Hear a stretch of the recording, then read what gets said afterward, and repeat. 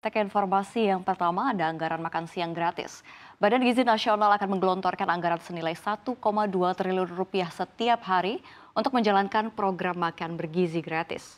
Kepala Badan Gizi Nasional Dadan Hindayana mengatakan total belanja harian itu akan dikeluarkan oleh Badan Gizi Nasional bila program makan bergizi sudah beroperasi penuh dengan total kebutuhan anggaran 400 triliun rupiah untuk memberikan MBG ke 82,9 juta orang yang terdiri dari anak PAUD, SD, SMP, SMA, ibu hamil, dan balita di seluruh Indonesia.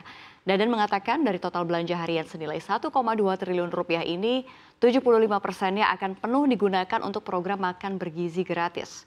Angka senilai 8.000 miliar rupiah per hari itu merupakan belanja produk-produk pertanian dan peternakan di daerah-daerah sebagai bahan baku dari program makan bergizi gratis yang terdiri dari daging, telur, sayur, serta susu.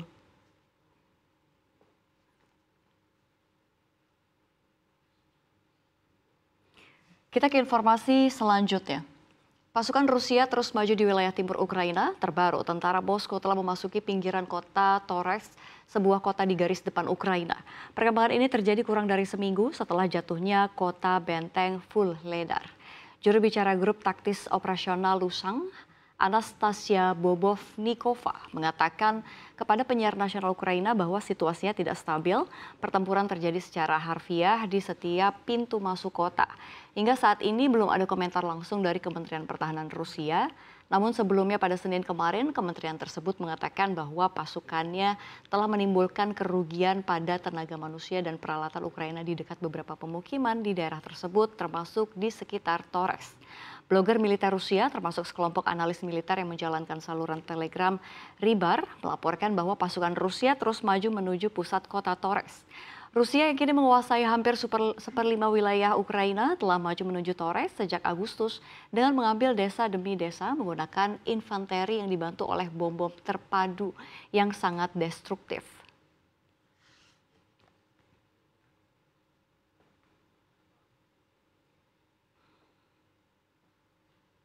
Kita ke informasi selanjutnya. Presiden Joko Widodo buka suara mengenai investasi ke Ibu Kota Nusantara atau IKN yang baru masuk sebesar 58 triliun rupiah. Nilai ini jauh dari target 100 triliun rupiah. Meski baru separuhnya, Jokowi menilai pencapaian ini cukup besar. Jokowi pun menegaskan investasi yang masuk ke IKN sebenarnya banyak, tetapi harus diseleksi. Jokowi mengakui bahwa pemerintah benar-benar selektif. Pada Agustus lalu, Jokowi menuturkan terdapat 55 investor yang melakukan groundbreaking atau peletakan batu pertama, yakni sektor pendidikan terdapat 6 investor, kesehatan terdapat 3 investor, retail dan logistik terdapat 10 investor. Selain itu dari bidang perhotelan terdapat 8 investor, kantor dan perbankan terdapat 14 investor, hunian dan area hijau terdapat 9 investor, untuk media dan teknologi terdapat 3 investor.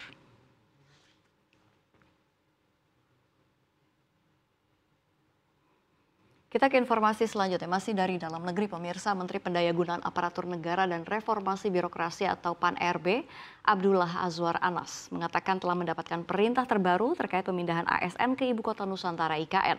Anas mengatakan Presiden Joko Widodo memerintahkan para ASN termasuk PNS pindah ke IKN pada Januari 2025.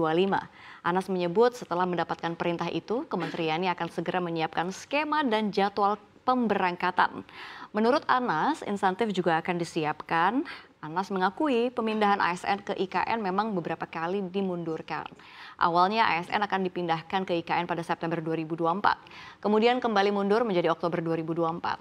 Anas mengatakan mundurnya jadwal pemindahan ASN ini bukan tanpa alasan karena pemerintah tengah menyempurnakan tempat tinggal dan lingkungan para ASN di IKN.